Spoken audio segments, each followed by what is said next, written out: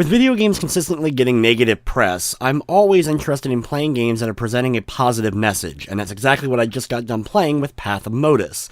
But does following the path of this one lead to greatness, or does this game end up losing its way?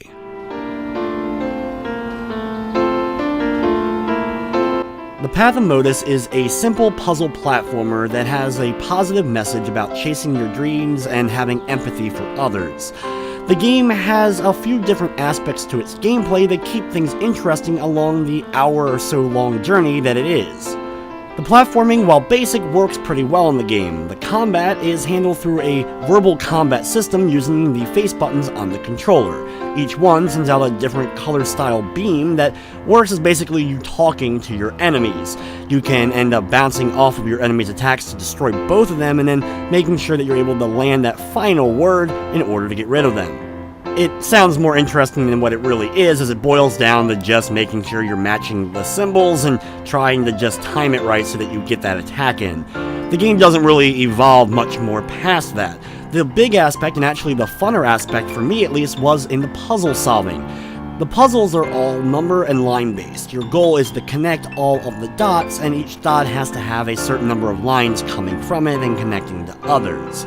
These styles of puzzles are scattered throughout the game as far as bridge building, which is how you progress through the game, as well as you're also able to enter through doorways in the game's background in order to go to special puzzle rooms where a lot of the game's collectibles are located, and you'll have to solve the more complicated versions of these number puzzles. The whole message and theme of the game is nicely told, and I think some people will easily be able to connect to it. The animations of the characters and all will be kind of a hit or miss thing depending upon your preferences as far as art style is concerned. It did remind me a small bit of the classic indie game Braid. I just wish the gameplay was a bit more complicated like Braid. From the technical side of things though, I'm happy to report there was no crashing or other major glitches. Path of Motus is available now for the PS4, Xbox One, and PC for $14.99. It does feature a Platinum Trophy in the PS4, and it's a very easy one to get. With a guide, it'll take you less than a half hour.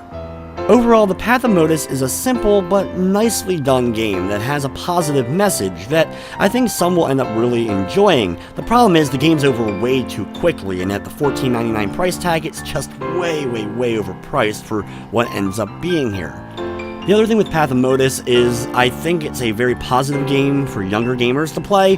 The puzzles, though, may be a bit too complicated for some of the younger gamers, though. With everything said, though, if it goes on sale, I can recommend checking it out, but it's a little bit hard to recommend now at the $14.99 price tag, but I'm going to be giving Path of Motus a 5 out of 10. But that's going to wrap up this review. I'd like to thank you for watching, and of course, I hope you enjoy.